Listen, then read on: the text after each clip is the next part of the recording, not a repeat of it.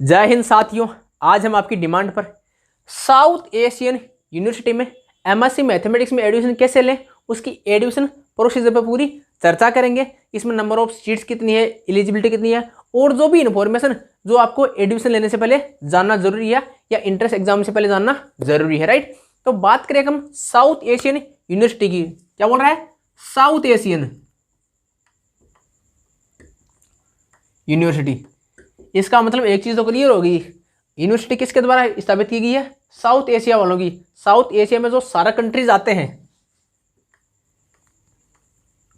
जो भी 8 कंट्री है सार्क वाले, उन सारी कंट्री कंट्रीब्यूशन से ये यूनिवर्सिटी एस्टेब्लिश की गई है, राइट। इतनी तो बात होगी अपनी कि एस्टेब्लिश किसके द्वारा की गई है, ताकि नॉर्मल शो आपके बारे में पता होना चाहिए, राइट। तो उसमें कंट्रीब्यूशन सभी कंट्रियों का है, तो सीटों का डिवाइजर भी सभी कंट्रियों का होगा, जो भी रूल और रेगुलेशन होगा वो सारी कंट्री मिलकर ही बनाएगी, ठीक है। अब चलते हैं अपनी एमएससी मैथमेटिक्स के बारे में।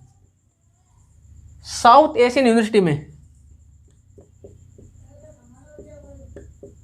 एमएससी मैथमेटिक्स की बात करें तो ये 2012 में स्टार्ट हुआ था, राइट। और हम क्या बात करें, ये दिल्ली में स्थित है साउथ एशियन यूनिवर्सिटी। ये तो पूरी दुनिया जानती है ना। कौन कौन सी कंट्रीज इसमें पार्टिसिपेट करती है? इंडिया, और ये इंडिया का बेटा पाक, बांग्लादेश, श्रीलंका, नेपाल, भूटान, कितने हो गए? 3, 4, 2, 6, अफगानिस्तान, और कौन सा बच गया? मालदीव। जो भी रूल और रेगुलेशन है ये सारी कंट्रीज मिलकर ही बनाती है। तो 2012 से एमएससी मैथमेटिक्स ये अप्लाइड मैथमेटिक्स में कराती है। अप्लाइड में, वैसे हायर मैथमेटिक्स में जाने पर प्योर और अप्लाइड में ज़्यादा डिफरेंस नहीं आता, लेकिन एमएससी लेवल तक ये अप्लाइड मैथमेटिक्स में ही एमएससी कराती है, ठीक है। अब बात करते हैं इसमें एलिजिबिलिटी क्राइटेरिया है क्या। इंटरनेशनल यूनिवर्सिटी है, राइट। NIRF रैंकिंग में इसका कोई स्थान नहीं है, तो इसको मैं NIRF रैंकिंग की बात नहीं करेगी, जैसे हमने BHU में की थी और DU में की थी, राइट, और JNU में भी की थी, लेकिन इसमें कोई स्थान नहीं है, टॉप 100 में नहीं है, तो इसकी डिस्कस नहीं करेंगे, ठीक है। अब बात करते हैं एलिजिबिलिटी की। ये बोल रहा है अगर बंदे ने MSc की है, सॉरी BSc की है, BSc की है, तो मिनिमम परसेंटेज कितने होना चाहिए? ये बोल रहा है 55% होना चाहिए भाई साहब। 55% कंपल्सरी। कहाँ से होना चाहिए? जो ये 8 कंट्रीज हैं, सारे वाले कंट्रीज, इनके द्वारा वेरीफाइड प्राइवेट या गवर्नमेंट जो भी यूनिवर्सिटी है, जो इनको ये 8 कंट्रीज क्या करती है, ये वरीयता देती है, उनको मानती है कि इनको डिग्री को ये वैलिड मानती है। उसी से कोई भी यूनिवर्सिटी हो, ये 8 जो भी कंट्री है उनमें वो वेरीफाइड यूनिवर्सिटी हो, ठीक है। उनसे या कोई भी इंस्टीट्यूट है जो 8 देशों में या इनमें से किसी भी देश में क्या है, वैलिड है, उससे BSc होने से विद एटलीस्ट 55%, राइट, ठीक है। अब बात करते हैं नंबर ऑफ सीट्स की। अब यहाँ जमेला है, करने को तो सीट्स कितनी है? 30 सीट है, लेकिन अपने इंडिया वालों में कितनी सीट आती है? 15 सीट आती है। क्यों? इसमें रिजर्वेशन है, जैसे कास्ट वाला होता है इसी प्रकार सभी कंट्रियों का कंट्रीब्यूशन है, राइट।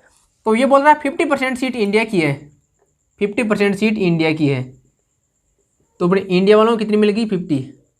सिंपल सी बात है, अपना कंपटीशन 15 पर ही है, और तो आलतू फालतू और सब मोह माया है, अपना केवल 15 पर ही कंपटीशन। और मैं बता देता हूँ, और मतलब 50% अब इंडिया का, और 10% किसका है?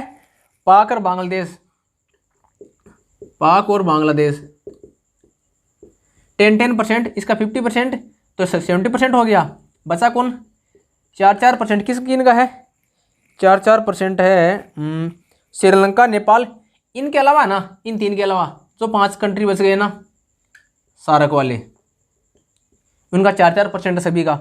और तो रेस्ट ऑफ 10% रिजर्वेशन है, वो किसका है? नॉन सार्क कंट्रीज, जो भी सार्क के अलावा जो भी कंट्रीज हैं, राइट, उनके वो 10% उनका रिजर्वेशन है, ठीक है। 5 सार्क से बता दिया, जो रिमेनिंग 5 बच गए भारत, पाकिस्तान और बांग्लादेश के अलावा, तो 100% हो गया। मतलब अपने इंडिया की करने का मतलब अपना है, अपना कंपटीशन 15 पर ही है, अपने को 15 ही मान के चलनी है, 30 अपने लिए सब मोह माया है 15 के अलावा, ठीक है।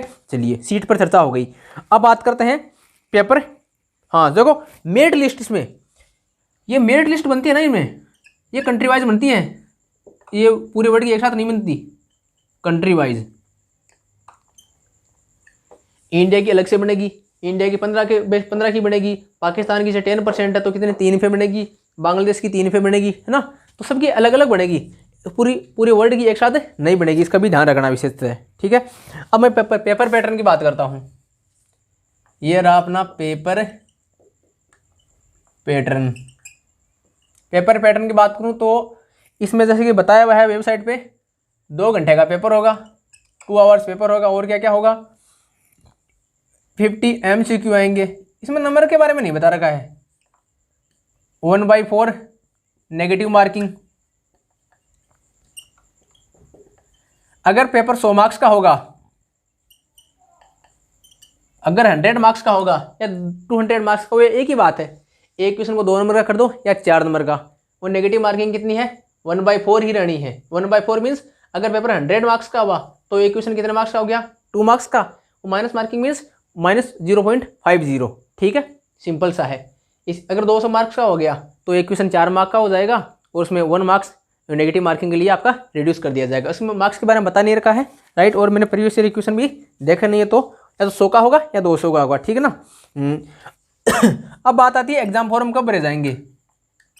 एग्जाम फॉर्म अमूमन मार्च में भरे जाते हैं, मार्च में ही भरे जाते हैं। इस बार भी मार्च में भरे गए थे। और एग्जाम कब होती है, रुक आ रहा हूँ एग्जाम फॉर्म, रुक जा।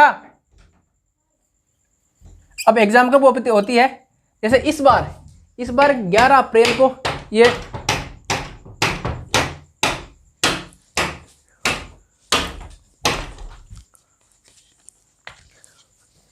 एग्जाम इस बार 11 अप्रैल को थी, राइट, लेकिन इस कोरोना के कारण पोस्टपोन हो गई। मतलब अप्रैल में या मई में एग्जाम होती है आपकी, अप्रैल या मई का फर्स्ट वीक मान लो।